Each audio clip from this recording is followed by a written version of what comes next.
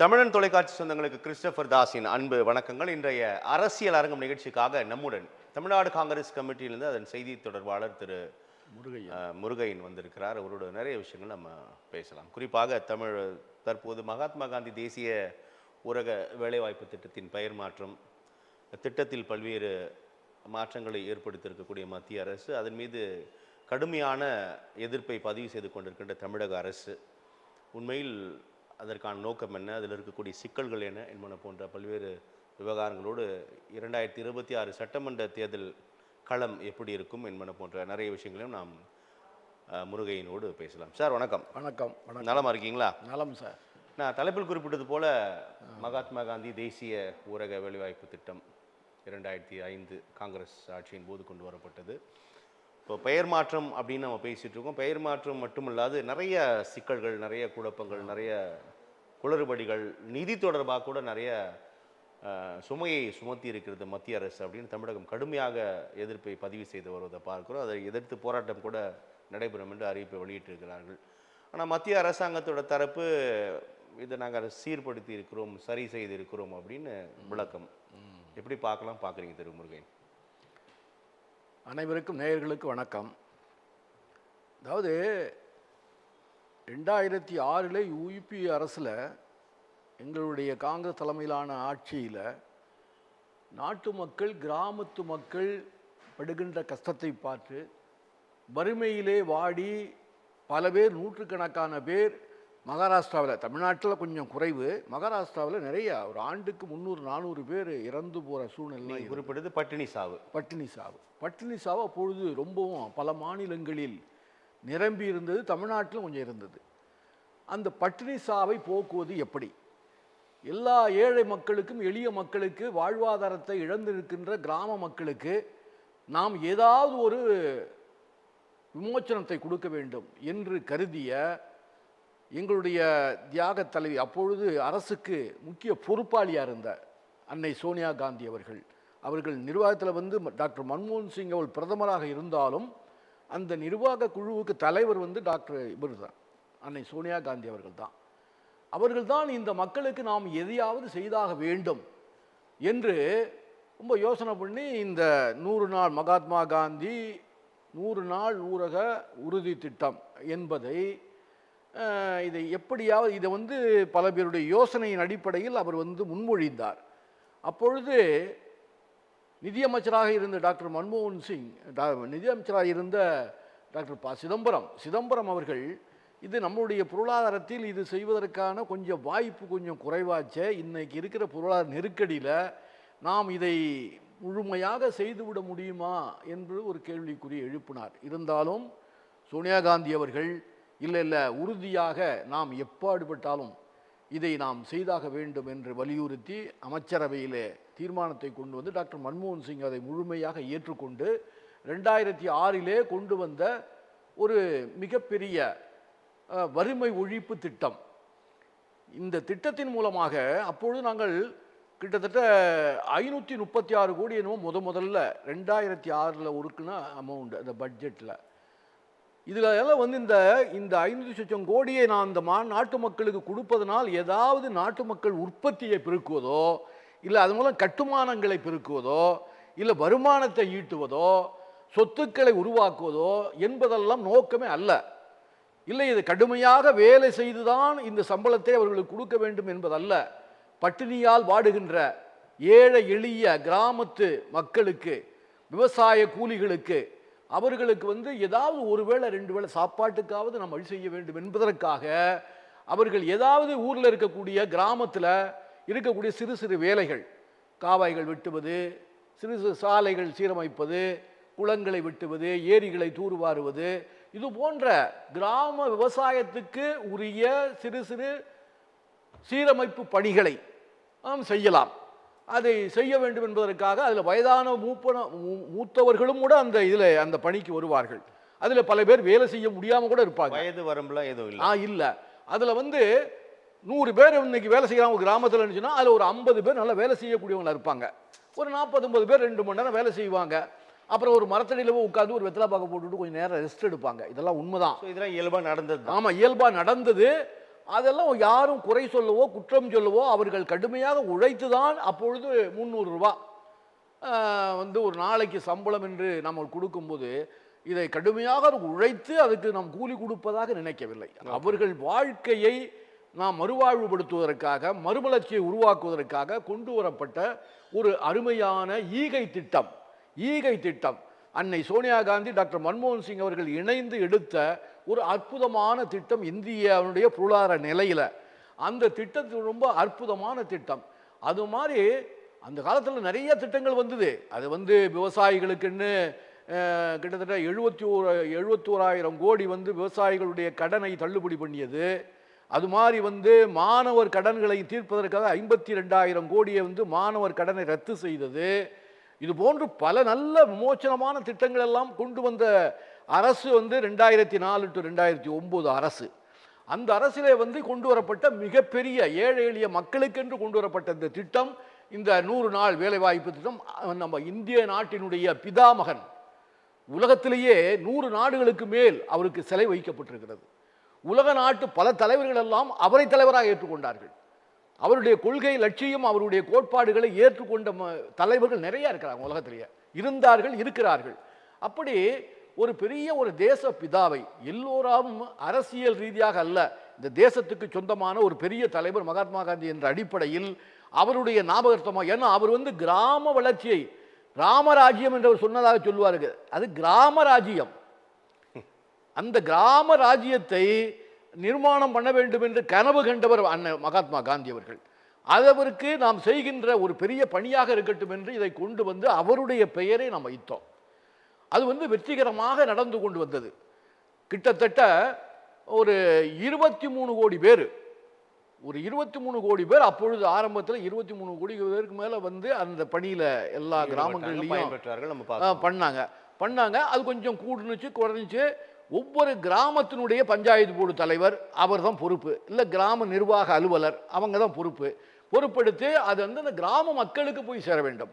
அது தமிழ்நாடு அரசு வந்து என்னதான் பொறுப்பெடுத்துக்கிட்டாலும் கூட அதை நிர்வாகம் பண்ணக்கூடியது, வேலையை ஒதுக்குவது, சம்பளம் கொடுப்பது என்பதெல்லாம் வந்து அந்தந்த பஞ்சாயத்து போர்டுடைய தலைவரோ அல்லது வந்து அந்த கிராம நிர்வாக அலுவலருடைய கையிலே கொடுக்கப்பட்ட ஒரு கிராம திட்டம். அந்த திட்டம் சிறப்பாக செயல்பட்டு கொண்டிருந்தது. அப்போ நீங்கள் வந்து ஒரு 4-5 ஆண்டுகள் அந்த திட்டம் சிறப்பாக நடந்து கொண்டிருந்த பொழுது நீங்கள் ஐக்கிய நாடுகள் சபை ப்ராக்ரஸ் அமைப்பு என்று ஒன்று இருக்கிறது. அந்த அமைப்பும் ஆக்ஸ்போர்டு பல்கலைக்கழகமும் இணைந்து இதை பற்றிய ஒரு ஆய்வை செய்தது. அந்த ஆய்விலே உலகத்திலேயே வறுமையை ஒழிப்பதற்காக கொண்டு வரப்பட்ட மிகப்பெரிய திட்டம், பல கோடி மக்கள் வறுமையிலிருந்து கிட்டத்தட்ட 8 கோடி மக்கள் இதில் இருந்து வறுமையிலிருந்து மீண்டிருக்கிறார்கள் என்று ஒரு ஆய்வறிக்கையை இது கொடுத்தது, பாராட்டியது. இந்திய நாட்டினுடைய திட்டத்தை வந்து ஆக்ஸ்போர்டும் அதாவது யுனைடெட் நேஷனுடைய ப்ராக்ரஸ் அதுக்குன்னு ஒரு அமைப்பு இருக்கு. அந்த அமைப்பு சேர்ந்து ஒரு அறிக்கையை கொடுக்கும் பொழுது நம்ம இந்திய கவர்மெண்டை பாராட்டியது. இத்தனை கோடி பேர் இந்தியாவில் வந்து வறுமை ஒழிப்பிலிருந்து மீண்டிருக்கிறார்கள், இது பாராட்டுக்குரிய ஒரு திட்டம் என்றெல்லாம் பாராட்டியது உலக அமைப்பு. அப்படிப்பட்ட ஒரு திட்டத்தை இவர்கள் நமது வந்து தொடர்ந்து நாம் உலக வங்கியிலே கடன் வாங்கினோம். கிட்டத்தட்ட நாங்கள் ஆட்சியை விட்டு போகும்பொழுது கிட்டத்தட்ட வந்து 50 லட்சம் கோடி 54 லட்சம் கோடி நாம் வந்து கடனில் இருந்தோம் 2014 வரையில். 2004லேருந்து 2014 வரையில் அதுக்கு முன்னால் வாங்கினது சேர்த்து 54 லட்சம் கோடி கடன் வாங்கினாலும் கூட இந்த திட்டத்திலையும் சிறப்பாக செயல்படுத்தணுமா? அப்படி செயல்படுத்திய திட்டத்தை இவர்கள் ஆட்சிக்கு 2014 வந்த உடனே அது வந்து மோடிக்கு கண்ணை உறுத்தி கொண்டிருந்திருக்கிறது. அவர் ஆட்சிக்கு வந்தவுடன் பாராளுமன்றத்தில் என்ன பேசினார் தெரியுமா? இந்த யூபிஏ அரசு கொண்டு வந்ததிலேயே மிகவும் மோசமானது இந்த 100 நாள் வேலை வாய்ப்பு திட்டம், ஒரு பின்னோக்கியான திட்டம், அது வந்து நல்லதல்ல அப்படின்னு அதன் மேலே வந்து அதை எப்படிதான் ஒழிச்சு கட்டுறதுன்னு அப்பவே பார்லிமெண்ட்டில் வந்து அவர் பேசினார். ஆனால் அது உடனடியாக வந்து என்ன பண்ணாருன்னா, அவர் போட்ட முதல் பட்ஜெட்லேயே 2014 536 கோடியை வந்து 300 கோடி கொண்டு வந்தார் பட்ஜெட்டில். உடனே இந்தியாவில் எல்லோருமே எதிர்த்தோம், எல்லாரும் கடுமையான எதிர்ப்பு. இதற்கான திட்டம் துவங்கப்பட்டு விட்டது அப்படின்னு துவங்கப்பட்டு விட்டு எப்படியா அழிக்கணும்னு பார்த்தாரு. ஆனால் மகாத்மா காந்தி பேரில் இருக்கிறது ஒன்று, இது ஏழை எளிய மக்களை பாதிக்கிற விஷயங்கிறதுனால கொஞ்சம் உடனடியாக அவர்கள் பண்ண முடியல.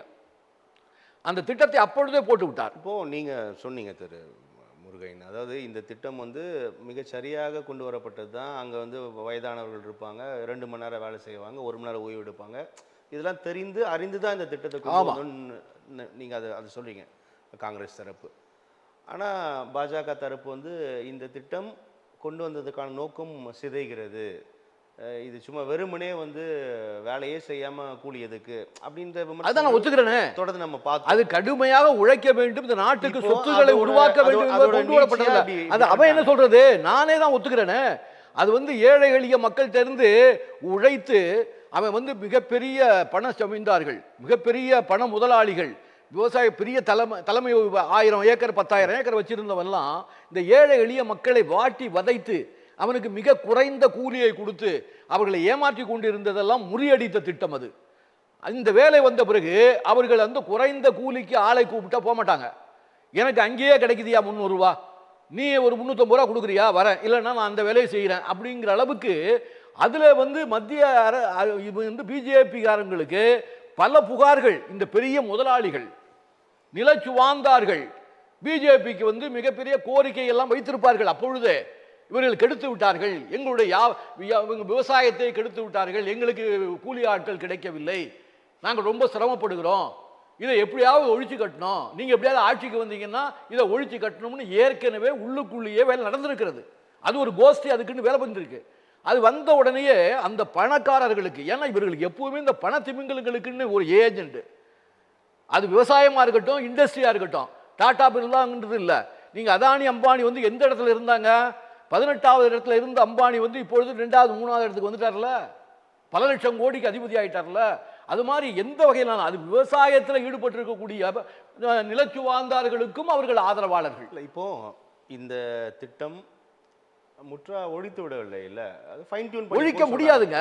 சரி, அப்போ என்ன பிரச்சனை? அதாவது இவங்க என்ன பண்ணாங்க, பெயர் மாற்றியது பிரச்சனை அப்படின்னு சொல்றீங்க. மகாத்மா காந்தி பெயரே மாற்றி விட்டார்கள் அப்படின்னு மத்திய அரசு, அதுதான் மிகப்பெரிய கண்டனத்துக்குரியது. மத்திய அரசாங்க திட்டங்கள் ஆயுஷ்மான் பாரதி உட்பட எல்லா திட்டங்களிலுமே இந்த தனிநபரோட பெயரை இல்லாம தான் அவங்க நீங்க அதோட நீட்சி அதை பார்க்க கூடாதா? இல்ல இப்ப நிதி கமிஷன் இருந்தது, அதை நிதி ஆயோக்னு பெயர் மாத்தினீங்க, அதனுடைய அதிகாரங்கள் சத்த குறைச்சிங்க. அதுல வந்து அதெல்லாம் நீ என்ன பண்ணிட்டு போங்க, அதுவே பெரிய தப்பு தான் அது. ஆனால் நீங்க வந்து இதை பண்றீங்க, நீங்க வந்து அது வந்து மகாத்மா காந்தி இந்த நாட்டினுடைய தேச தந்தையின் பேர்ல இருக்கக்கூடிய ஒரு திட்டம், பல கோடி பேருக்கு வாழ்வளித்த ஒரு திட்டம். அந்த திட்டத்தை முதல்ல நீங்க நிதிகளை குறைக்க மாற்றத்துக்கான காரணம் என்ன நீங்க நினைக்கிறீங்க? ஒன்றும் இல்லை, அது மகாத்மா காந்தியையும் பிடிக்காது, நேருவையும் பிடிக்காது, அம்பேத்கரையும் பிடிக்காது. அவர்களுக்கு கொள்கை ரீதியாக இவர்களெல்லாம் எதிரிகள். இவர்களெல்லாம் இந்த தேசத்துக்கு துரோகம் செய்ததாக அவர்கள் நினைக்கிறார்கள். ஏன்னா இந்த தேசத்தினுடைய விடுதலைக்காக ஒரு RSS காரங்க கூட ஜெயிலுக்கு போனது கிடையாது.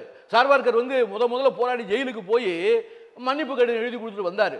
மறுபடியும் RSS எந்த பங்கும் இந்த நாட்டு சுதந்திரத்துக்காக எந்த பங்கும் வகிக்கவில்லை. புரியுதுங்களா? அப்படி இருந்தது இந்த நாட்டு சுதந்திரத்துக்காக பாடுபட்ட தலைவர்கள்.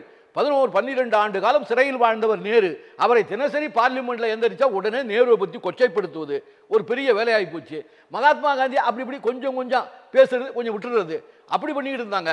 இப்போ வந்து சமீபத்தில் கூட நம்ம ரஷ்ய அதிபர் வந்தார், உடனே மகாத்மா காந்தி சிலையில் போய் மாலை போடுறது, அவர் கூட போய் இவர் நிற்கிறது எல்லாம் பண்ணாங்கல்ல. அது வந்து அவருக்கு மரியாதை கொடுக்குற மாதிரி அப்படி அப்படி காட்டுறாங்க. ஆனால் மகாத்மா காந்தி தான் கெடுத்தார் இந்த நாட்டை. வல்லபாய் பட்டேல் இந்த நாட்டு பிரதமராக வந்திருந்தால் எங்கேயே போயிருக்கும் இந்தியா. அது ஜவஹர்லால் நேரை வந்து இவர் தான் கொண்டாந்து பிரதமராக உட்கார வைக்கிறது காரணமாக இருந்தார். அந்த செயற்குழு கூட்டத்தில் கூட அதிகமான ஓட்டுகளை வாங்கியது சர்தார் வல்லபாய் பட்டேல். ஆனால் இவருக்கு ஓட்டு அதிகம் கிடைக்கல. இருந்தாலும் நேரு தான், இவர் தான், காந்தி தான் இவரை கூப்பிட்டு உட்கார வச்சுட்டாரு. இந்த நாட்டை கெடுத்ததில் முக்கியமான பங்கு காந்திக்கு இருக்குன்னு ஏற்கனவே விமர்சனம் செய்தவர்கள் தான் இவர்கள். எனவே அந்த நிலை மனசுக்குள்ள இருக்கு. அது உலகமே பாராட்டுகின்ற ஒரு தலைவராக நேரு காந்தி இருக்கிறதுனால அதை வெளிப்படையா சொல்ல முடியாம ஏங்கிக்கிட்டு இருந்தாங்க. எப்படா இதை ஒழிச்சு கட்டுறதுன்னு பார்த்தாங்க. அவங்க ஆளுங்கட்சியா வந்த உடனே பார்லிமெண்ட் சொல்லிட்டாரு, இந்த திட்டம் வந்து ஒழிக்கப்பட வேண்டிய திட்டம், இது பிற்போக்கான திட்டம்லாம் அன்னைக்கே பேசிவிட்டாரு. ஆனா மக்களுடைய கடுமையான எதிர்ப்பு வந்ததுனால் முதல்ல வந்து தொகையை குறைச்சாங்க, ஒதுக்கப்பட்ட நிதியை குறைச்சாங்க. அதில் கடுமையாக எழுத்த உடனே மறுபடியும் கொஞ்சம் கூட்டினாங்க, 300 400 ஆக்கினாங்க. கொஞ்சம் அப்படியே பார்த்துக்கிட்டே இருந்தாங்க, எப்படா பண்ணலாம்னு நினச்சாங்க. இப்போ 2வது முறை ஜெயிச்சு 2 முறை ஜெயிச்சு வந்துட்டாங்களா, 3வது முறை வந்துட்டாங்களா, இப்போ தெம்பு வந்துட்டு இனிமேல் நம்ம எது செஞ்சாலும் நாட்டு மக்கள் ஏற்பார்கள் என்ற ஒரு நம்பிக்கை வந்து விட்டது. இல்லைன்னா மகாத்மா காந்தியினுடைய பேர்ல போய் கை வைக்கிறது எவ்வளவு தைரியம் இருக்கணும். வச்சுட்டாங்க. நான் என்ன சொல்றேன், நீங்க அதுல ஏதாவது மாற்றம் செய்ய வேண்டும் நினைக்கிறீங்களா? இப்ப வந்துங்க விவசாய வேலைகளுக்கு கூலி கிடைக்கவில்லை, கூலி ஆட்கள் கிடைக்கவில்லை என்பதற்காக 2 மாதம் அந்த அறுவடை காலத்தில் 2 மாதம் வந்து நீங்க வந்து ஒப்புதலும் வழங்கிவிட்டார். ஆமா, சட்டமாக்கப்பட்டுருச்சு வச்சுங்க. 100 நாட்களை இப்ப 120 நாட்களாக உயர்த்தி இருக்கிறார்கள். அதெல்லாம் சும்மா கேலி கூத்துங்க, அதெல்லாம் உண்மை இல்லை, சும்மா ஏமாத்துறாங்க. அதெல்லாம் சும்மா வந்து நம்மள வந்து மயக்கிற வேலை. இந்த மயக்கிற வேலையில வந்து பிஜேபி நாங்கெல்லாம் தோக்கடிக்க முடியாது. அது பொய்யாது, அதெல்லாம் பொய் தான். ஏங்க ஏற்கனவே 100 நாள் வேலை ஏற்கனவே 100 நாள் வேலைன்னு சொல்றமே தவிர ஒப்புதல் பெறப்பட்டு வந்துருச்சு. நீங்க அதெல்லாம் வந்துருங்க சார், வந்துருச்சு சார். ஏற்கனவே இந்த 3 விவசாய திருத்த சட்டம் வந்து இல்ல, அந்த திட்டம் கூட தான் எல்லாம் அமலுக்கு வந்தது. அப்புறம் என்ன பண்ணாங்க, வட இந்தியாவில் பல மாநிலங்கள், பஞ்சாப்ல இருந்து மகாராஷ்டிரிலிருந்து பெரிய போராட்டம் நடத்தி 400 விவசாயிகள் செத்து போன பிறகு வேற வழி இல்லாம வந்து பின்னுக்கு வாங்கலையா, பேக் அடிக்கலையா?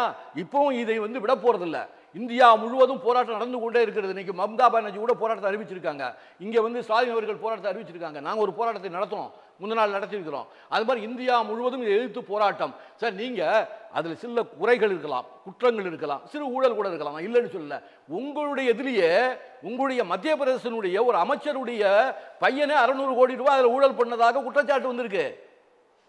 அதுக்கு என்ன பண்ண போறோம்? அதனால எல்லா இடத்துலயும் பெயர் மாற்றத்தை தவிர வேற என்ன சிக்கல்? நீங்க அதுல வந்து சிறு சிறு குறைகள் இருந்தாலும் குற்றங்கள் இருந்தாலும் நீங்க என்ன பண்ணலாம், அதை திருத்தி அமைங்க. இல்ல சார், இப்ப பெயர் மாற்றத்தை நீ ஏன் பெயர் மாற்றீங்கன்னு கேக்குறேன். சரி, பெயர் மாத்திட்டாங்க, நீங்க 100 நாள 125 நாள மாத்துங்க.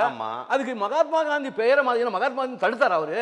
இல்லையா, என் பேர்ல 100 நாள் தான் இருக்கணும், என் பேர்ல 125 நாள்லாம் வந்தா நான் ஏத்துக்க முடியாதுன்னு மகாத்மா காந்தி வந்து உங்களை தடுத்தாரா?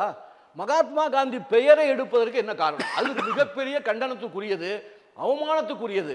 அவருக்கு இழைத்த மிகப்பெரிய பாவம். இந்த பாவ சுமைக்கு அவர் என்ன செய்வார்களோ, எனக்கு அதெல்லாம் பெரிய நம்பிக்கை இல்லாட்டியும் கூட நான் சாபமிடுகிறேன். இந்த மகாத்மா காந்தி இழைத்த இந்த அவமானம், இந்த பாதகம் நிச்சயமா அவர்களுக்கு ஏதோ ஒரு வகையில் துன்பத்தை கொடுக்கும் என்பது என்னுடைய நீங்க ஏதாவது திருத்தம் பண்றா பண்ணுங்க சார். நீங்க ஏதாவது 1-2 திருத்தம் பண்ணுங்க, பெயரை ஏமாற்றணும். அதான் இப்போ தேசப்பிதா பெயரை மாற்றி இருக்கிறார்கள். நீங்க எதிர்ப்பு தெரிவிக்கிறீங்க, புரிந்து கொள்கிறோம். 100 நாளை 125 நாட்களாக மாற்றி இருக்காங்க. அது கூட ஏற்புடையதா இல்லைன்னு சொல்றீங்க. மற்றொன்று, இதுவரை மத்திய அரசாங்கம் தான் 100 விழுக்காடு நிதியை தந்தது. இப்போ மாநில அரசாங்கம் 60 கொண்டு வந்து நிறுத்திட்டாங்க. அதற்கு தர விளக்கம் என்பதும் 100 ரூபாயில 40 ரூபா வந்து அதிகாரிகள்லாம் ஊழல் பண்ணிடுறாங்க, 60 ரூபாய் தான் செலவு பண்ணீங்க, அதனால நாங்கள் 60 மட்டும் கொடுக்குறோம் சார். இது தொடர்பான கருத்துகள் உலகத்தை பார்க்குறோம், எப்படி புரிஞ்சுக்கலாம்? நான் தான் கொஞ்சம் கொஞ்சமாக அதை அழிக்கிற ஒரு திட்டம் சார் இது. இப்போ மாநில அரசுகள் 40% தரமாட்டேன்னு சில மாநிலம் சொல்லுதுன்னு வச்சுக்க, அப்படின்னா திட்டத்தை அமுல்படுத்தணும். நம்ம எனக்கு 60 ரூபா மிச்சம், 60% நான் தரப்போறேன்ல, மாநில அரசு 40 ரூபா கொடுத்தா நான் 60 ரூபா கொடுப்பேன். நீங்க வந்து கொடுக்கலன்னு சொன்னா நான் 60 ரூபா கொடுக்க மாட்டேன். காரணம் காட்டி இல்லைன்னா நான் தர மாட்டேன், நான் கொடுக்க மாட்டேன். நாளைக்கு நீ வந்து நிதி சுமை, எனக்கு நிதி சுமை என்னால முடியாது அப்படின்னு சொல்றாருன்னு வச்சுங்களேன், நல்லதா போச்சு. அப்ப நான் 60 எனக்கு மிச்சம், அப்படிதான் போகுன்றீங்க. அது மாதிரி அது கொஞ்சம் கொஞ்சமா அழிக்கிற ஒரு திட்டத்தினுடைய முதல் படி இது. பெயர் மாற்றம் என்பது முதல் படி. பெயர் மாற்றத்தில் என்ன சார் இருக்கு? நீ என்ன வேணாலும் திட்டம் கொண்டு வாங்க சார், அதை எப்படினாலும் அதை மாற்றி அமைங்க, ஏதாவது பண்ணுங்க. நீங்க என்ன சொல்றேன், இதுல வந்து இந்த சொத்து உருவாக்கத்தில் மட்டும் நம்ம வந்து 25% 10% மாநில அரசு, மிச்சம் வந்து மத்திய அரசு கொடுத்துக்கிட்டு இருந்தது. அதாவது இந்த வேலையின் மூலமாக ஏதாவது நாட்டுக்கு சொத்து உருவாக்கம் ஏற்பட்டால், ஒரு பள்ளிக்கூடத்தை கட்டுறது, ஒரு காலேஜை கட்டுறது, ஒரு அணையை கட்டுறது, அப்படி ஏதாவது இந்த வேலை மூலமாக வந்ததுன்னா அதில் வந்து ஒரு பங்கு வந்து மத்திய அரசுக்கும் ஒரு பங்கு மாநில அரசும் கொடுத்தது அப்போவே. ஆனால் இது இப்போ அதை என்ன பண்ணிட்டாங்க, அந்த திட்டத்துக்கு 10% 40% ஆக்கிட்டாங்க, 60-40 அதுக்கு கூட. இப்போ 60-40 அப்படின்னு சொல்லும்போது பல மாநில அரசு கொஞ்சம் பின்வாங்கலாம், இல்லைங்க நாங்கள் 20 தான் கொடுப்போம் அப்படின்னா, அப்படின்னா நாங்கள் 60லேருந்து 40 கொடுக்குறோங்க. தமிழகமே கடும் நிதி கடும் நெருக்கடியில் இருக்கும்போது சார், நீங்கள் இப்போவே வந்து 205 லட்சம் கோடி வந்துட்டான் சார். 54 லட்சம் கோடி எங்களுடைய கடன் நாங்கள் விட்டுட்டு போனது. இப்போ என்ன சார் ஆச்சு, 10 ஆண்டு கால ஆட்சி முடிஞ்ச உடனே 205 லட்சம் கோடிக்கு வந்திருக்காங்க. என்ன 205 லட்சம் கோடி உயர்வு பண்ற அளவுக்கு என்ன இந்த நாட்டில் வந்து மிகப்பெரிய முன்னேற்றத்தை கண்டுவிட்டீர்கள்? இந்த நாட்டு பொருளாதாரம் எங்கே போச்சு? 2008-9 வந்து 9% கண்டார் சார். 8.8 8.7 அப்படி 9% வரைக்கும் நம்ம டாக்டர் மன்மோகன் சிங் ஆட்சி காலத்தில் வந்து ஜிடிபி குரோத் பார்த்தோம்ல. மறுபடியும் அந்த ஹிஸ்ட்ரியில் வருதா? அது எப்பாவது வந்திருக்கா? நீ மிஞ்சி மிஞ்சி போனால் அந்த 7% தொடர்றதுக்கே தாளம் போடுறீங்க, 6 6 7 தொடர்றதுக்கு தாளம் போடுறீங்க. சரி, 205 லட்சம் கோடி கடன் வாங்கி இந்த நாட்டை மிகப்பெரிய கடன்கார நாடாக்கி என்ன சாதித்தீர்கள்? என்னென்ன பெரிய திட்டத்தை கொண்டு வந்து என்னென்ன பண்ணிட்டீங்க? நீங்கள் சரி 100 நாள் வேலை வாய்ப்பு திட்டத்தில் அப்போ 100% நீனே ஏற்றுக்க. நாங்கள் பாருங்கள் 100 நாளை 125 நாள் ஆக்கிட்டோம். முழு தொகையும் நாங்கள் ஒதுக்குறோம். 9,000 கோடிக்கு போல 10,000 கோடி ஒதுக்குறோம். அப்படி சொல்லுங்க. அதை விட்டுட்டு நீங்கள் 40% போடுங்க, நாங்கள் 60% கொடுக்குறோம். இது என்ன சார்? இது மாநில அரசு மேலே இருக்கிற சுமையை உருவாக்குது இல்லையா? ஏற்கனவே மத்திய அரசு கொடுக்குற ஜிஎஸ்டியிலேருந்து நம்ம கொடுக்க வேண்டியதில் பங்கை ஒழுங்காக கொடுக்கல. அந்த கல்விக்கு கொடுக்க வேண்டிய தொகையை ஒரு கிட்டத்தட்ட 2,500 கோடி நம்ம கொடுக்கல. அதை வந்து ஸ்டாலின் அவர்கள் கேட்டுக்கிட்டே இருக்கிறாரு, அவங்க ஒன்றும் கொடுக்குற மாதிரியே தெரியல. எங்கள் பிஎம்ஸ்டியை வந்து நீங்கள் ஏற்றுக்கிட்ட தான், அந்த திட்டத்தை ஏற்றுக்கிட்ட தான் கொடுப்போம் சார். அதுக்கு இதுக்கு சம்மந்தம் இல்லை. ஏற்கனவே கல்வி திட்டத்தின் மூலம் கொடுக்க வேண்டிய தொகை அது. நீ பிஎம்ஸ்டி மூலமாக கொடுக்குறத நீ கொடுக்கவே வேணான்ட்டார் அவர். 1000 கோடி இல்லை 10,000 கோடினா கூட நான் அதை ஏற்றுக்கவும் மாட்டேன், நீ கொடுக்க வேணாம் போய் அப்படின்ட்டார் அவர். ஏற்கனவே நமக்கு முறைப்படி வர வேண்டிய கல்வித்தொகையை 2,500 கோடியை வந்து நீ நிறுத்தி வச்சிருக்கீங்கல்ல, ஏன் நிறுத்தி வச்சிருக்கீங்க? அப்போ ஆசிரியர்களுக்கு சம்பளம் கொடுக்க வேணாமா? எல்லார் தலையிலையும் அடிக்கிறது மாதிரி ஏற்கனவே ஜிஎஸ்டியில் வந்து ஒழுங்காக கொடுக்குறத கொடுக்க மாட்டேங்கிறீங்க. இந்த மாதிரி பல விதமான இடைஞ்சல் பண்ணுறீங்க. ஒரு புயல் அடித்து வெள்ளம் வந்ததுன்னு சொன்னால் நாகப்பட்டினத்தில் வெள்ளம் அடிக்கும் பொழுது நம்ம 6,000 கோடி கேட்டோம்னா 500 கோடி கொடுக்குறீங்க. அதே இதுக்கு பீகாருக்கு பாருங்கள், வெள்ளமே வராமையே 6,000 கோடி ஒதுக்குனீங்க. அது எவ்வளோ ஓரவஞ்சனை செய்கிற ஒரு அரசாக இருக்கிறது. தென் மாநிலத்துக்குன்னு அது ஓரவஞ்சனை பண்ணுறாங்க. அதிலும் குறிப்பாக தமிழ்நாடுன்னு சொன்னால் அவங்களுக்கு பிடிக்கவே இல்லை. கேட்டால் நான் தமிழ் மேலே பற்று உள்ளவன். சார், சமீபத்தில் எஸ்ஐஆர் ஸ்பெஷல் இன்டென்சிவ் ரிவிஷன் வாக்காளர் பட்டியல் சிறப்பு திருத்த பணி மேற்கொண்ட போது கடுமையான விமர்சனங்கள் முன்வைக்கப்பட்டது. இப்போ ஏறக்குறைய முடித்து வரைவு வாக்காளர் பட்டியலும் வெளியிட்டு இருக்கிறது. ஒரு கோடி ஏறக்குறைய 97 லட்சம் வாக்காளர்கள் நீக்கப்பட்டுள்ளதா இருக்கு. 1 கோடி ஓட்டுகள் நீக்கப்பட்டிருக்கு.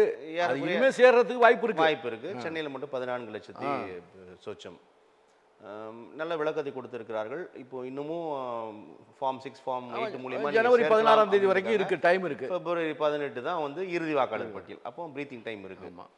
இருப்பினும் இது வந்து நிறைய குளறுபடி இருக்குது.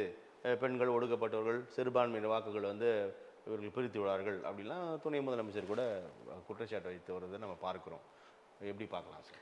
சார், இது வந்து பீகாரில் செய்த அதே சதியை, பலவிதமான சதியை இங்கே செய்யறாங்க சார். ஓட்டு பீகார்ல சதியா? ஆமாமா, பீகார்ல. நான் என்ன கேட்குறேன், நீங்கள் ஒரு 4 வருஷம் 3 வருஷம் செய்யக்கூடிய ஒரு வேலையை, இல்லை ஒரு 6 மாதம்னு வச்சுக்கோங்க, இல்லை 1 வருஷத்துக்கு கூட செய்கிற வேலையை சார் பீகார்ல 7 சார் 2 மாசம் செஞ்சிட்டாங்களே. எங்க செஞ்சாங்க சார்? இல்லை சார், நீங்கள் வந்து வரை வாக்காளர் பட்டியல் தான் வெளியிட்டாங்களே சார். அதுக்கு நீங்கள் ஒரு ஓட்டுக்கு போறீங்க சார். நீங்கள் ஏற்கனவே இருக்கிற ஓட்டு இருக்கிறீங்களா? ஓகே, சரி. நீங்கள் புது ஓட்டா இந்த அப்ளிகேஷன், இல்லை நீங்கள் வந்து இடம் மாதிரி வந்திருக்கிறீங்களா, அட்ரஸ் சேஞ்சா, இந்தாங்க உங்கள் அப்ளிகேஷன் கொடுக்கணும்ல சார். நானே அட்ரஸ் சேஞ்ச் ஆகிருக்கிறேன், எனக்கு அப்ளிகேஷன் கொடுக்கல சார் இது வரைக்கும். நான் கேட்டால் நான் அண்ணா நகரில் இருந்தேன், அதனுடைய ஓட்டர் ஐடியெல்லாம் கொண்டு போய் ஓட்டு இருக்கா இல்லையா? இல்லையா, நான் வந்து கொடுத்தேன். நான் வந்து கொரட்டூருக்கு மாறி இருக்கிறாங்க, எனக்கு அப்ளிகேஷன் கொடுக்கணும்னா ஃபார்ம் 6 அது இப்போ இல்லை சார். அது வந்து இனிமேல் நாங்கள் இதெல்லாம் முடிச்சுட்டு அடுத்த கட்டம் இப்போ வந்திருக்குல்ல, இப்போ கொடுப்போம். அப்போ தான் சார் நீங்கள் கொடுக்கணும், அப்போ தான் சார் கொடுப்போங்கிறாங்க. இப்போ நான் அதை தேடிட்டு போகணும். நான் 2 தடவை தேடி அண்ணா நகருக்கு வந்து எனக்கு அதை வந்து கொடுக்கல.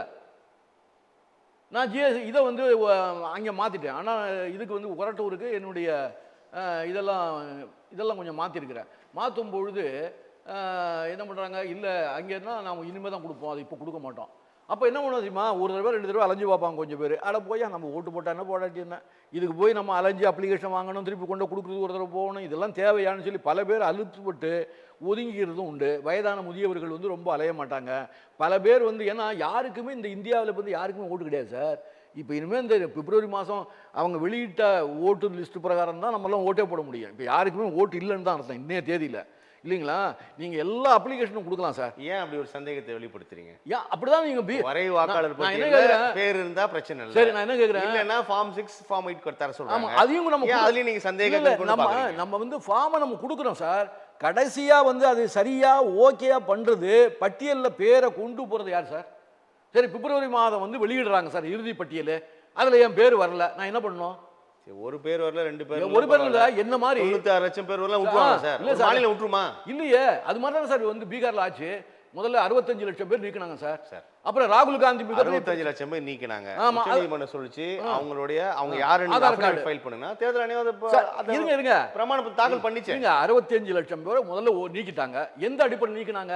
அப்புறம் ராகுல் காந்தி பிரச்சனை பண்ணி போராட்டம் நடத்தி எல்லாம் பண்ணி கோர்ட் வரைக்கும் போன பிறகு கோர்ட் என்ன சொல்லிச்சு, ஆதார் கார்டு என்பது நாம் கொடுத்தது தான், அதுவும் ஆதாரம் தான், அதை இருக்கிறவர்களுக்கு நீ ஓட்டு கொடுக்கணும்னு சொல்லி உத்தரவு போட்டதில்ல. அதுக்கப்புறம் என்ன பண்ணாங்க, 25 லட்சம் ஓட்டை மறுபடியும் சேர்த்தாங்களா? அப்புறம் மறுபடியும் இன்னும் 40 லட்சம் ஓட்டு போச்சுல, முதல்ல அப்போ 65 லட்சம் ஓட்டு எப்படி நீக்கினீங்க நீங்க? யாரை கட்டி நீக்கினீங்க? ஆதார் கார்டு நம்மளுடைய ஆதாரம் தானே, நம்ம கொடுக்குற அட்ரஸ் ஆதாரம் தானே சார். இடம்பெயர்ந்தவர்கள், இறந்து போனவர்கள், விலாசம் மாறி சென்றவர்கள் விளக்கம் தேர்தல் ஆணையம் கொடுக்குது சார். அதாவது அபிஷியல் மூவா நீங்க பார்க்கலையே. இதுல வந்து இந்த இல்ல, சிக்கல் இல்ல. இருக்கதா சொல்றீங்க. அது இயற்கை சார். சிக்கலை வாங்குனாங்க, இல்ல, இல்ல. களை எடுக்கணும் தேர்தல் ஆணையம் சொல்லுது அது சார். எப்பவுமே தேர்தலுக்கு முன்னால நமக்கு செக் பண்ண வருவாங்க. வரும்பொழுது இறந்து போயிட்டார்களா உடனே நீக்கிறதெல்லாம் உண்டு சார். அதெல்லாம் அது வழக்கமாக நடக்கிறது தான், வழக்கமாக நடக்கிறது தான். இப்போ பாருங்க, புதிய ஓட்டர் லிஸ்ட்டு இது வரைக்கும் இப்போ சேர்க்கல. இது வரைக்கும் இப்போ சேர்த்ததில் வந்து புது ஓட்டு 18 வயசு நிரம்பியவர்களுக்கு இன்னும் கொடுக்கல. ஃபார்ம் 8 அதான் எல்லாம் இனிமே தான். அதான் ஃபார்ம் 6, அந்த ஃபார்ம் 8. இப்போ ட்ரான்ஸ்ஃபருக்கு ஃபார்ம் 8, புதுசு ஃபார்ம் 8. இப்போ இனிமே தான் கொடுக்கணும் சார். இனிமே கொடுத்து நம்ம அப்ளிகேஷன்லாம் கொடுத்துட்றோம். அவங்க அதெல்லாம் ஓகே பண்ணி எந்த ஏரியாவில் என்னென்னு அவன் திட்டம் போட்டு நம்ம கேன்சல் பண்ணணும்னு நினச்சிவிட்டான்னு வச்சுங்க. அப்படி பண்ண முடியுமா? ஏன் அப்படிதான் பீகார்ல பண்ணிட்டாங்கன்னு குற்றச்சாட்டு. முருகையன் வாக்களிக்க கூடாது தீர்மானிச்சு அதை அப்படி நீக்கி விட முடியுமா? அது முருகையன் பேர் இருக்கிறதால என்ன நீக்க மாட்டாங்களா? அது வேற. அது ஏன் தெரியுமா? சிறுபான்மை மக்கள் இருக்காங்க இல்லையா, எங்க ஒரு முஸ்லீம் ஏரியா இருக்கா, ஒரு கிறிஸ்தவ ஏரியா இருக்கா, ஒரு முஸ்லீம் ஏரியா இருக்கா, அங்கே வந்து ஒரு 40% கேன்சல் பண்ணு அப்ளிகேஷன் கொடுத்துருக்காங்க மாதிரி சொல்றீங்களே சார். சார் அது மாதிரி பீகார்ல அப்படிதான் சார் நடந்தது, நிறைய நடந்தது சார்.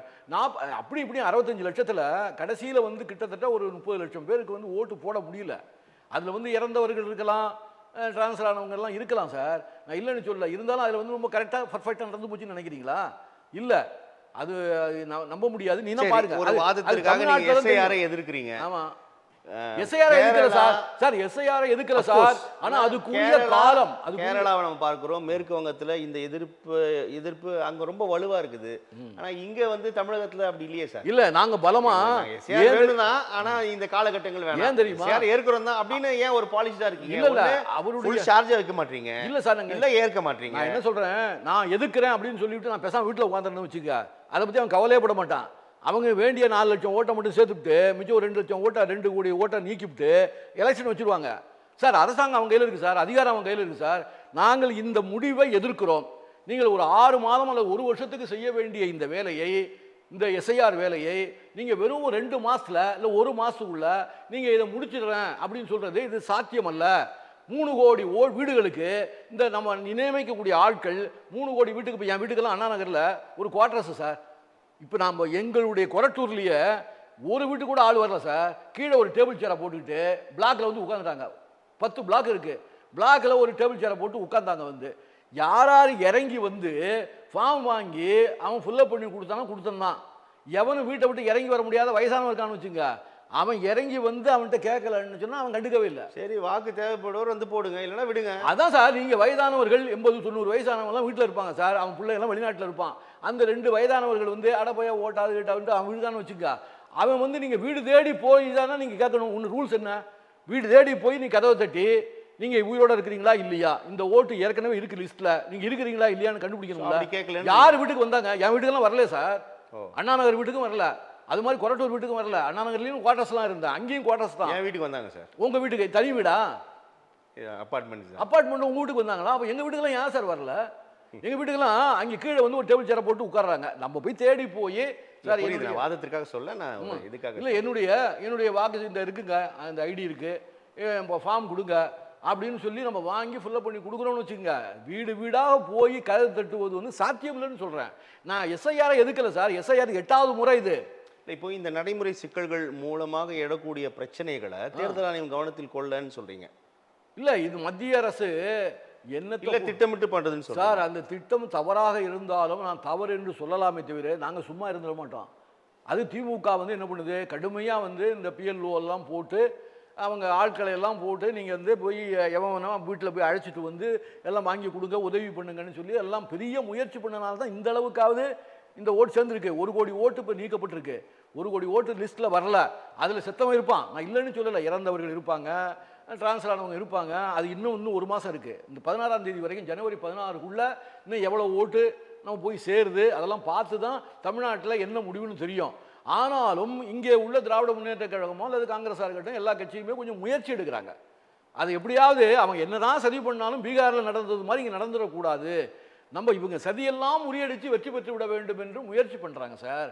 நீங்கள் அதிமுகவுக்கும் எல்லா ஊர்லேயும் ஆள் இருக்குது, திமுகவுக்கும் எல்லா ஊர்லேயும் ஆள் இருக்குது. அவங்க என்ன பண்ணுறாங்க, ஒவ்வொரு பூத்தாக போய் உட்காந்து இவன் சரியாக தான் பண்ணுறானா இல்லையானலாம் பார்க்குறாங்க. ஆனால் இங்கே பூத்தில் இங்கே வந்து உட்காந்து வேலை பார்க்குறவன் ஒழுங்காக வேலை பார்த்தா கூட அங்கே ஒரு குழு உட்காருது சார், ஒரு தொகுதிக்கு ஒரு குழு உட்காருது. அதுதான் இதை பரிசீலனை பண்ணி இதை ஓகே பண்ணலாமா வேணாமான்னு முடிவெடுக்கிறது அந்த குழு. அவன் பார்த்து இப்போ இங்கே உள்ள ஒரு பிஜேபி குரூப்பு அதில் போய் 2 பேர் ரெப்ரசன்டேட்டிவ் போடுறான்னு வச்சுக்கோ ஒரு தொகுதியில். சரி இந்த ஊரா இந்த ஃப்ளாட்டா சார், இதில் வந்து இன்னாரு இத்தனை இதெல்லாம் கிறிஸ்டின்ஸு இவெல்லாம் போட மாட்டான் சார், நமக்கு இதெல்லாம் கேன்சல் பண்ணு, முஸ்லீமு எல்லாம் கேன்சல் பண்ணிட்டான்னு வச்சுங்க. பிப்ரவரி மாதம் 10ஆம் தேதி வந்து ஃபைனல் வந்துடுது. அப்போ லிஸ்ட்டில் பார்க்குறேன் நம்ம பேர் வரலன்னு வச்சுங்க, என்ன பண்ணுவீங்க? எடுத்துக்கிட்டு கோர்ட்டுக்கு போவானா? திருப்பி நீங்கள் சத்தம் கொடுக்கலாம் சார், போராட்டம் நடத்தலாம், சத்தம் கொடுக்கலாம், ஏன் ஓட்டு ஏமாத்திட்டானு சொல்லலாம். ஆனா வந்து எல்லாரும் சேர்ந்து இதுக்கெல்லாம் எடுத்துட்டு இந்த சந்தேகங்களுக்கான பதில தேர்தல் ஆணையம் தரலையா சார்? தேர்தல் ஆணையம் தான் கூட்டம் நடந்துச்சு. இப்ப நீங்க தேர்தல் ஆணையம் போட்டது தவறு சார். எடுப்பு நியாயமான கேள்வி சார். ஆமா, இறுதி வாக்காளர் பட்டியலுக்கு அப்புறமே என் பேர் இல்ல. என்ன பண்றது? நான் என்ன பண்ணணும் சொல்லுங்க. பதிலே தேர்தல் ஆணையம் தரலையா சார்? சார் அவரு தேர்தல் ஆணையரை போட்டது அவனுக்கு வேண்டியவர் சார், அவருக்கு குஜராத்துக்காரன் அவனுக்கு வேண்டியவர் சார். ஏற்கனவே வந்து அமித்ஷா கிட்ட வந்து அவர் வந்து இங்கே ஒர்க் பண்ணவர் சார். அவர் அமைச்சராக இருக்கும்போது குஜராத்தில் உள்துறை அமைச்சராக இருக்கும்போது அவர்கிட்ட ஒர்க் பண்ணவர். அவருக்கு வேண்டிய ஆள். இன்னும் சொல்ல போனால் நீங்கள் தேர்தல் கமிஷன் வந்து கமிஷனரை போடுறதுக்கு உச்சநீதிமன்ற நீதிபதியும் இருந்தார்ல அந்த குழுவில், ஏன் எடுத்தீங்க? அதுக்கு என்ன காரணம்? இப்போ பிரதமர் ஒரு அமைச்சர் எதிர்கட்சி தலைவர் அப்படின்னா நீங்கள் 1 to 2 2க்கு 1. நான் ஒரு ஆள் நான் என்ன சொன்னேன், ராகுல் காந்தி என்ன சொன்னாலும் கேட்பாங்களா? அவன் 2 பேரும் என்ன முடிவு எடுக்கிறாங்க? அவன் தானே கமிஷனரு. அப்படி தானே சார் கொண்டாந்து போட்டிருக்காங்க. அவங்க வேண்டிய ஆளை கொண்டாந்து போட்டு அவன் சொல்கிறதெல்லாம் கேட்குறா சார். அவர் சரியான பதில் இதுவரைக்கும் என்ன சொல்லியிருக்காரு? ராகுல் காந்தி வைத்த கேள்விகளுக்கு ஏதாவது பதில் சொல்லியிருக்காங்களா? அவர் என்ன கேட்குறாரு? சத்தியப்பிரமாணம் எழுதி கொடுங்க, நீங்கள் கோர்ட்டுக்கு போங்க, சத்தியப்பிரமாணம் எழுதி கொடுப்பீங்களா சார்? பப்ளிக்கில் மேடை போட்டு ஸ்க்ரீன் போட்டு டிவியில் சொல்கிறாரு சார், இது இந்த ஆதாரங்கள் இப்படி இருக்குன்னு சொல்கிறாரு. இறந்து போனவர்கள் 10 பேரை அழைச்சிட்டு வந்து அவர் கூட காபி சாப்பிட்டு இதெல்லாம் இறந்து போனவர்களா இந்த இருக்காங்க அப்படின்னு ப்ரூவ் பண்ணுறாரு. இவ்வளவு இது பண்ணுறாங்க. கோர்ட்டுக்கே போனாங்க, சுப்ரீம் கோர்ட்டுக்கே 4 பேர் அழைச்சி கொண்ட காட்டினாங்க, எல்லாம் காட்டினாங்களா சார்? என்ன சார் தேர்தல் கமிஷன் என்ன நடவடிக்கை எடுத்துட்டு? தேர்தல் கமிஷன் எதுக்கும் அசங்கவில்லை. அவங்க வந்து மோடியும் அமித்ஷாவும் என்ன சொல்கிறாலும் அதை செய்யறது தான் அவர் வேலை, இல்லைன்னா அவருக்கு வேலையே கிடையாது சார். நிதி கமிஷன் தலைவராக ஒரு இது நம்ம இதுக்கு தலைவராக போட்டுதான் பாருங்க, அது பேர் என்ன, நம்ம ரிசர்வ் பேங்க் கவர்னராக ஒருத்தர் போட்டாங்கல்ல, அவர் என்ன பண்ணாரு? ரிசர்வ் பேங்கில் இருக்கக்கூடிய 2 லட்சம் கோடியை நம்ம வந்து அவங்க அப்படியே எனக்கு கொடு, எனக்கு வேணும், அதான் அவசர காலத்துக்கு பயன்படுத்துறதுன்னு ஸ்டாக் வச்சிருந்த அமௌண்ட்டை நீங்கள் அப்படியே கொடுன்னு கேட்ட உடனே அவர் பேர் டக்குன்னு வரல எனக்கு. அவர் டக்குன்னு என்ன பண்ணாரு? எனக்கு அந்த வேலையே வேணான்ட்டு அவர் போயிட்டாரு. ரகுராமராஜ் போன பிறகு இன்னொருத்தர் வந்தார். அவரும் எனக்கு இந்த வேலையே வேணாம், நீங்கள் பண்ணுற சதிக்கெல்லாம் நான் உடன்பட தயாராக இல்லை, அந்த கெட்ட பேரையும் அந்த பாவத்தை நான் சுமக்க தயாராக இல்லை, நான் போறேன்ட்டு போயிட்டாரு. அவர் குஜராத்துக்காரர் தான், அவர் கூட எனக்கு வேணான்ட்டு போயிட்டாரு. அதுக்கப்புறம் தான் 3வது இன்னொரு ஆளாக கொண்டாந்து போட்டாங்க. அது தகுதியே இல்லாத ஒருத்தர் கொண்டாந்து போட்டான்னு சொல்கிறாங்க. அது மாதிரி நீங்கள் என்னென்ன சொல்கிறீங்களோ அதை செஞ்சால் அந்த பதவி, இல்லைன்னா அந்த பதவியிலிருந்து ஓடிப்போம். இந்த நிலைமையில் இருக்குது சார். அப்போ தேர்தல் கமிஷனர் வந்து அவங்களுக்கு வேண்டிய ஆள் சார், அது ஊரறிந்த விஷயம். பார்க்கலாம் சார் நம்ம எஸ்ஐஆர். அதனால வந்து எஸ்ஐஆரும் வந்து அது வந்து ஒரே சதிதான். ஆனால் இந்த சதியெல்லாம் தமிழ்நாட்டில் எடுபடாதுங்கிறது என்னுடைய இது. தமிழ்நாட்டில் என்னதான் நீ சதி பண்ணாலும் தமிழக மக்கள் அதை முறியடிப்பார்கள். நிச்சயமாக அவர்கள் தமிழ்நாட்டிலே வந்து வெற்றி பெறுவது கடினம். அது நிச்சயமாக இந்தியா கூட்டணி வெற்றி பெறுவதற்கான வாய்ப்பு தான் அதிகமாக இருக்கிறது. 26 சட்டமன்ற தேர்தல் நெருங்கி வரக்கூடிய நிலை, காங்கிரஸ் தமிழ்நாட்டை தனித்து போட்டியிட போறீங்க சார்? இல்ல அப்படியெல்லாம் ஒண்ணும் இல்லை சார். இதுவரையில் எல்லா தொகுதியிலும் வேட்புமனுலாம் இல்ல சார், அது ஏற்க சார், எல்லா கட்சியும் தான் வாங்குது. 10 தொகுதியில் போட்டி போடக்கூடிய கட்சி கூட தான் வாங்குது. டிடிவி தினகரன் வாங்குறாரு ஒரு 1000 பேர் கிட்ட. திமுக இன்னும் வாங்கல. யாரு? கூட்டணி கட்சி காங்கிரஸ் வாங்கிடுச்சு. நாங்க வாங்கிட்டோம் சார். திமுக கூட்டணியில யாரும் வாங்கல. நீங்க முதன்மையா இருக்கு. நாங்க ஒண்ணுமே பண்ணாம இருந்தோம்னா காங்கிரஸ் மௌனம் சாதிக்கிறது. காங்கிரஸ் எதுவும் பேசவில்லை. காங்கிரஸே இல்லை தமிழ்நாட்டில், அழிந்து விட்டதுன்னு சொல்றீங்க. அப்புறம் நாங்க 5 பேர் கொண்ட குழு அமைச்சு நீங்க கொண்டு போய் ஸ்டாலின் கிட்ட பேசுங்க, திமுக பேசுங்க தொடர்பா பேச்சுவார்த்தை நடத்துறதுக்கு 5 பேர் கூட அமைச்சு. ஆமா, வேட்புமனு வாங்குறீங்க. ஆமா, சார் எங்களுடைய ஆக்டிவிட்டி சார், தேர்தலுக்காக சந்திக்க செயல்பாடுகள் 1 நிமிடம் தான் சந்தித்ததா கூட ஒரு தகவல் இருக்குது. இருக்கட்டும் சார், இதெல்லாம் தொடர். இது வந்து நீங்க தேர்தலை முன்னிட்டு காங்கிரஸ் கட்சி தூங்கவில்லை, எங்கள் செயல்பாடு என்னங்கிறத காட்டுறது தான் சார். மீடியா அப்பதான் சார் எங்களை இருக்குன்னு காட்டும். நான் 5 பேர் உள்ள குழு போட்டோம், அதை டிவியில் காட்டுறான். அவர் போய் ஸ்டாலினை சந்திச்சதா காட்டுறாங்க. இப்போ நீங்கள் வந்து என்ன பண்ணுவீங்க? இப்போ இது நாங்கள் வேட்புமனு தாக்கல் பண்ணுறோம், நான் எம்எல்ஏ ஆகணும்னு பண்ணுறேன்னா அது வந்து ஒரு செய்தியாக வருது இல்லையா? அது செய்தி வரணுங்கிறதுக்காக கூட செய்கிற வேலையாக இருக்குது சார். அதுக்காக வந்து எங்களுக்கு ஒன்றும் ஆனால் 1000 பேர் மனு கொடுத்துருக்குறோம், 1000 பேராக கொடுக்க போகிறாங்க. கொடுக்குற சீட்டே நான் கேட்டிருக்கிறது 40, அதில் 25 30 கொடுக்க போகிறாங்க. 30 பேர் தான் நிற்க போகிறோம். நாங்கள் 3000 பேர் கூட மனு கொடுப்போம். அது வந்து பணம் இல்லை சார். அதுக்கு தாவேக்காவோட போறீங்களா சார்? அதெல்லாம் இதுவரையில் அந்த மாதிரி முடிவெல்லாம் இல்லை சார். அது மாதிரிலாம் நடந்த ஒரு பெரிய ஆச்சரியமான விஷயம் சார். அப்படியெல்லாம் நடந்துச்சுன்னா ஒரு எதிர்பாராத விபத்து மாதிரி அது.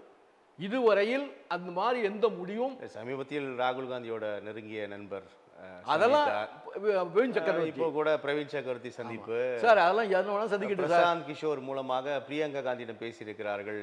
யாரு தமிழகம் மட்டுமல்லாது தமிழகம், பாண்டிச்சேரி, கர்நாடகா, கேரளா மாநிலங்களும் விஜய்க்கு செல்வாக்கு இருக்கு, அதை நம்ம வந்து என்கேஷ் பண்ணலாம் சார். நாங்க அப்படின்லாம் கூட நிறைய தகவல்கள் போதே சார். விஜய்னால கேரளாவில் ஜெயிக்கலாம், பாண்டிச்சேரியில் ஜெயிக்கலாம், அதெல்லாம் எங்க கனவு இல்லை. தமிழ்நாட்டில் வந்து நாங்க 10 MP இருக்கிறோம். உங்க தலைமை அதெல்லாம் கவனத்துல கொண்டு தான் அதெல்லாம் அந்த காய்கறி நகர்த்துது சார். நான் இப்படி சில கொண்டு தகவல்கள் வந்து உலகத்தை உங்களுக்கு நான் தெரியும். இப்படியும் சொல்றேன். இது ஒரு அகில இந்திய கட்சி காங்கிரஸ், எதிர்க்கட்சி தலைவர் ராகுல் காந்தி. இப்போ டெல்லியில் வந்து எங்களுக்கு அடுத்தபடியாக ஒரு பெரிய பாராளுமன்ற உறுப்பினரை வச்சிருக்க கட்சி திமுக, அதிகமான கட்சி. நாங்கள் ஒரு பெரிய பிரச்சனையை கிளப்பும்போது அவங்க கிளப்பும்போது நாங்கள் குரல் கொடுக்குறோம், நாங்கள் கிளப்பும்போது அவங்க குரல் கொடுக்குறாங்க. பார்லிமெண்ட்டில் இந்தியா கூட்டணியில் நாங்கள் முதல் கட்சின்னா 2வது கட்சியாக அவர் இருக்கார். அப்படி இருக்கும்போது இன்றைக்கி நாங்கள் அகில இந்திய அரசியலை பார்க்குறதா, தமிழ்நாட்டில் வந்து இங்கே 10 சீட்டு கொடுத்துருக்காங்க, 10 பேர் MP இருக்கிறோம், எம்எல்ஏ 18 பேர் இருக்கிறோம். அது எங்களுக்கு இன்னும் ஒரு 5 பேர் நாங்கள் ஜெயிக்கிறோம்னு வச்சுங்க. 18 25ஆகுது, 25 30 எம்எல்ஏ கூட வந்துடுறோம். ஒன்றும் பெரிய சாதனை இல்லை. ஆனால் எங்களுக்கு டெல்லி அரசியலுக்கு வந்து இவங்க தேவைப்படுறாங்க சார். டெல்லியில் வந்து நாங்கள் எல்லாம் ஒருங்கிணைந்து செயல்படுறோம். வாய்ப்பு இருக்கு அதுக்கு. அதுதான் பார்ப்பாங்க. இல்லை நீங்கள் இப்போ வாய்ப்பு இருக்கு. இப்போ அடுத்த பார்லிமெண்ட் தேர்தலில் எங்களுக்கு முக்கியம் இல்லை. இப்போ சட்டமன்றத்தை விடுங்க, நாங்கள் 25 எம்எல்ஏ இருந்தால் 30 எம்எல்ஏ வந்தால் அதனால ஒன்றும் இல்லை. திமுக வந்து இப்போ மெஜாரிட்டி வந்து அங்கே ஆட்சி அமைத்தாங்கன்னா ஒன்றும் நம்ம வந்து கட்டாயப்படுத்த முடியாது. பட் மைனாரிட்டி வர்றாங்கன்னு வச்சுக்க, 96 வந்து 2006 வந்தது மாதிரி, அது மாதிரி இடம் கம்மியாக வந்தாங்கன்னா எங்களுக்கு ஆட்சியில் பங்கு கொடு, அதிகாரத்தில் பங்கு கொடு, மந்திரி சபையில் இடம் கொடுன்னு கேட்க போகிறோம். அதில் ஒன்றும் நான் விட்டு கொடுக்க போகிறதே இல்லை. 2006 ஏமாந்து அந்த முடிவில் ஸ்ட்ராங்காக தான். ஆமாம், அதில் நாங்கள்லாம் ஸ்ட்ராங்காக தான் சார் இருக்கோம். 2006 ஏமாந்தது மாதிரிலாம் ஏமாற முடியாது. தலைமை அதை ஏற்கிற மனநிலையில் இருக்கா? ஏமாத்து அது இல்லை சார். அவங்க கொடுத்து தான் சார் ஆகணும். அப்படியா? 96 இடத்த வச்சுக்கிட்டு 5 ஆண்டு காலம் கலைஞர் வந்து ஆட்சி ஆண்டுட்டார் சார். அப்போ வாய்ப்பு விட்டுட்டீங்க, இப்போ கேட்குறீங்க. அதான் நான் ஏமாந்துட்டோன்னு சொல்கிறோமே. அது வந்து நாங்கள் ஏமாந்துட்டோம். சோனியா காந்தி சொன்ன வார்த்தைக்கு கட்டுப்பட்டு நாங்கள் ஏமாந்துட்டோம். இப்போ வந்து யார் சொன்னாலும் நாங்கள் ஏற்க போவதில்லை. அவங்க தனிப்பெரும் மெஜாரிட்டி வந்து விட்டால் நாங்கள் ஒன்றும் கட்டாயப்படுத்த முடியாது. இதை வந்து திமுக ஏற்க வேண்டும் அல்லவா? நினைத்தபடி அவங்க 117 பெரும்பான்மை கிடைக்காமல் இருக்கும் நிலையில் இந்த ஆட்சி அமைக்காம போ சார். நான் என்ன சொல்றேன், நீங்க 117 இடத்துக்கு மேல ஜெயிச்சு வந்தீங்கன்னா ஆட்சி அமைச்சிட்டு போங்க சார். எங்களுக்கு வேணாம் சார் பங்கெல்லாம். ஆனால் நீங்க 117 விட குறைவா ஒரு 100 இடம் ஜெயிக்கிறீங்க. எங்கள்கிட்ட வந்து ஒரு 15 இடம் இருக்கு, இல்லை 20 இடம் இருக்குன்னு வச்சுக்கோமே. நிச்சயமாக எங்களுக்கு 2 மந்திரி, அட்லீஸ்ட் ஒரு காமராஜ் தொண்டை ஒரு 2 பேருக்கு, ஒரு 3 பேருக்கு. திமுக குறைவாக வெற்றி பெற எதிர்பார்க்குறீங்க? ஆமா, நிச்சயமாக. இல்ல பெரிய வெற்றி தான் பெறணுங்கிறது தான் எங்களுடைய ஆசை. பெரிய வெற்றி பெற்ற உங்க கோரிக்கை. நாங்க ஆட்சியில் ஒரு 2 பேர் மந்திரி ஆகணுங்கிறதுக்காக வேண்டி திமுக வந்து தோல்வி அடையணும்னா நான் கனவு காணல. அப்படி ஒரு கூட்டணி கட்சியை பற்றி நினைக்கிறதே பாவம். அப்படியெல்லாம் நினைக்கல. அவங்க 150 160 இடம் கூட ஜெயிக்கிட்டோம். நான் வேணான்னு சொல்ல. அப்போ உங்களுக்கு வாய்ப்பு இல்லையே. பரவாயில்ல, அவங்க ஆட்சி தனியாக கூட அமைச்சிட்டு போட்டோம் சார். ஆனால் ஒரு கால் கடுமையான போட்டியை ஏற்படுத்தி, எதிர்கட்சிகள் கடுமையெல்லாம் ஒற்றுமையாக இருந்து கடுமையான போட்டியை ஏற்படுத்திட்டாங்க. அவங்க 100 இடம் தான் ஜெயிக்கிறாங்க, 105 இடம் தான் ஜெயிக்கிறாங்கன்னா நிச்சயமாக நாங்கள் விட்டு கொடுக்க மாட்டோம். எங்களுக்கு 2 மந்திரியோ 3 மந்திரியாவது கொடு.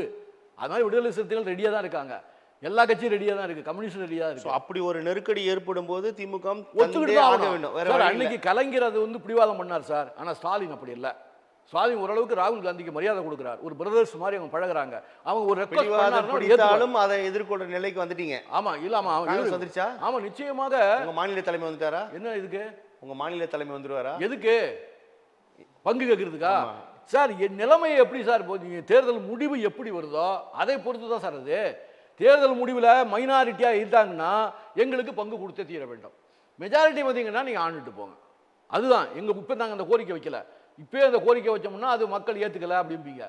தமிழ்நாட்டு மக்களை கூட்டணி ஆட்சியை ஏற்கவில்லைன்னு மக்கள் மேலே பழி போடுறதெல்லாம் இங்கே இனிமே வேண்டாம். அமித்ஷா கடந்த 15ஆம் தேதியே வருவதா தகவல் வரல, ஆனால் வருவதா சொல்கிறாங்க.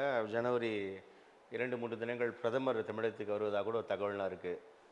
அதிமுக கூட்டணியில் ரொம்ப பலப்படுத்தும் நடவடிக்கையில் இறங்கி வருகிறார்கள் அப்படின்றது உங்கள் கூட்டணிக்கு ஒரு அச்சத்தை தரவில்லையா சார்? அமித்ஷா வந்து முயற்சி பண்ணுவார் சார், நான் இல்லைன்னு சொல்லலை. ஏன்னா இப்போ வந்து அந்த கூட்டணிக்கு வந்து எடப்பாடி தலைவர் இல்லை, அமித்ஷா தலைமையில் தான் கூட்டணிங்கிற மாதிரி தான் இருக்குது.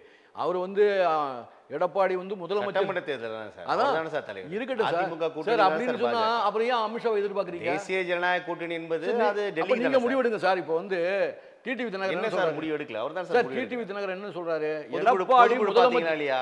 எடப்பாடி முதலமைச்சர் கூட்டணி வேட்பாளர் தலைவரா பேசுவதற்கான சரி, முழு அதிகாரம் எடப்பாடிக்கு தான் இருக்கு. நான் ஒரு இது கேட்கிறேன். எடப்பாடி முதலமைச்சர்னு சொன்னா நிச்சயமாக அதிமுக கூட்டணியில் சேர மாட்டாங்கன்னு டிடிவி சொல்றாருல்ல, அப்ப நீங்க அப்படியே விட்டுருங்க.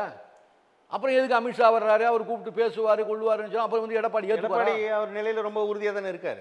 இருக்கார்ல, இது வரைக்கும் உறுதியா இருக்கார் சார். அப்படியே இருக்கட்டும், வாழ்க. அந்த நிலைப்பாடு உறுதியா இருந்தால் வந்து நல்லது. அப்பதான் நீங்க வெற்றி பெற முடியும்னு நினைக்கிறீங்க. இல்ல, எல்லாரும் ஒண்ணா சேர்ந்தாங்கன்னா கடுமையான போட்டியை கொடுக்க முடியும், நான் ஒத்துக்கிறேன். எல்லாரும் அதிமுக ஒருங்கிணைந்த அதிமுகன்னா நிச்சயமாக திமுகவோடு கடுமையான போட்டியை கொடுப்பார்கள். அப்படி கொடுக்கும்போதுதான் ஆட்சி எங்களுக்கு பங்கு கிடைக்கிறது வாய்ப்பும் கிடைக்கும். ஒரு காலம் அப்படி வந்ததுன்னா ஒரு வகையில பிளஸ், ஒரு வகையில எங்களுக்கு மைனஸ். நீங்க எல்லாரும் ஒருங்கிணைந்து கடுமையான போட்டியை திமுகவுக்கு கொடுத்தால் எங்களுக்கு ஆட்சியில பங்கு கிடைக்கும். அப்படி இல்லைன்னா நீங்க ரொம்பவும் மைனஸா இருந்தீங்கன்னு வச்சுங்களேன், தனித்தனியா நிக்குதுன்னு வச்சுக்க, தாவேக்கா கூட்டணி தனி, இவர் தனி, சீமான் தனித்தனியா நிற்கும் போது நிச்சயமாக திமுக கூட்டணி வெற்றி பெற்றுவிடும். அவ தனி மெஜாரிட்டியே வந்து திமுக வந்துடும், அதுல ஒன்றும் சந்தேகம் இல்லை. ஆனா பலமான கூட்டணியை ஒரு கால அமித்ஷா முயற்சி செய்து எல்லாரையும் ஒருங்கிணைத்து இந்த கூட்டணி அமைத்தால் கடுமையான போட்டியை கொடுப்பார்கள். போட்டியை கொடுக்கும்போது நிச்சயமாக எங்களுடைய ஆதரவு இல்லாமல் ஆட்சி அமைக்கிறது கஷ்டமா இருக்கும். அப்போ எங்களுக்கு ஆட்சியில் எங்களுக்கு நிச்சயமாக பங்கு கொடுக்க வேண்டிய கட்டாயத்துக்கு மரியாதைக்குரிய ஸ்டாலின் அவர்கள் வருவார்கள், அதை செய்வார்கள் என்று நம்புகிறோம். எங்களை மதிப்பார்கள், எங்களுடைய வேலைப்பாட்டுக்கு எங்களுடைய இதுக்கு பங்கெடுப்பார்கள் என்று நினைக்கிறேன். திருப்பி அப்படி முடிங்க, நீங்க அதை பேசுறது ரிப்பீட் பண்ணுங்க. அதான் அமித்ஷா ஒரு காலம் இங்கே வந்தாருன்னு சொன்னால் வந்து அவருக்கு கூட்டணியை ஒருங்கிணைக்கிற வேலையை ஒழுங்காக ரொம்ப பிரமாதமாக செஞ்சு நம்ம எதிர்பார்க்குறதெல்லாம் விட தாண்டி எடப்பாடி தான் முதலமைச்சருங்கிறது டிடிவி தினகரனை ஒத்துக்க வச்சு ஓபிஎஸ்ஸை வந்து உள்ளே ஒரு கூப்பிட்டு முக்கியமான பொறுப்பை கொடுத்து எல்லாம் ஓகேன்னு எடப்பாடி தன்னுடைய மனதில் இருக்கக்கூடிய திட்டங்களை எல்லாம் மாற்றிக்கிட்டு அப்படியே மாற்றி போட்டு ஏதாவது பண்ணுறாருன்னு வச்சுங்க, கடுமையான போட்டியை திமுகவுக்கு எங்கள் கூட்டணிக்கு கொடுக்க முடியும். அப்படி கொடுக்கும் பட்சத்தில் நிச்சயமாக வந்து திமுக தனிப்பெரும் பெற்று ஆட்சி அமைக்குமாங்கிறது கொஞ்சம் கஷ்டமாக இருக்கும். அப்போ நாங்கள் கூட்டணி ஆட்சிக்கு நிச்சயமாக இடம் உண்டு. எங்களுடைய கூட்டணி அரசு என்பது அமையும். ஒன்று தனி ஆட்சி, அது எதிர்கட்சிகள் பலமாக இருந்தால் கூட்டணி ஆட்சி, எதிர்கட்சிகள் பலகீனமாக இருந்தால் கூட்டணி ஆட்சி. இதுதான் எங்கள் திட்டம். அதுக்காக வேண்டி எதிர்கட்சிகள் எல்லாம் நல்லா பலம் அடையட்டும், நாங்கள் கூட்டணி ஆட்சி அமைக்கணும்னு நான் அப்படியெல்லாம் சொல்லக்கூடாது. அது சொன்னால் அது ஒரு கூட்டணியில் இருந்துக்கிட்டு நான் சொல்லக்கூடிய ஒரு தவறான வார்த்தையாக இருக்கும். அப்படி இல்லை, எதிர்கட்சி பலகீனமாக இருக்குது. இன்றைய சூழ்நிலையில் தனிப்பெரும் ஆட்சி வந்து அமைக்கிறதுக்கு திமுகவுக்கு வாய்ப்பு இருக்குது. ஒரு கால் அமித்ஷாவினுடைய திட்டங்கள் வெற்றி பெறும் பட்சத்தில் திமுக கூட்டணி ஆட்சி அமைக்க வேண்டிய கட்டாயத்துக்கு தள்ளப்படும். நிச்சயமாக கூட்டணி ஆட்சி. நல்லது சார், பொறுத்து வந்து பார்க்கலாம். நிறைய விஷயங்கள் பேசியிருக்கோம். உங்களோட வருகைக்கும் கருத்து பகிர்க்க மிக்க நன்றி.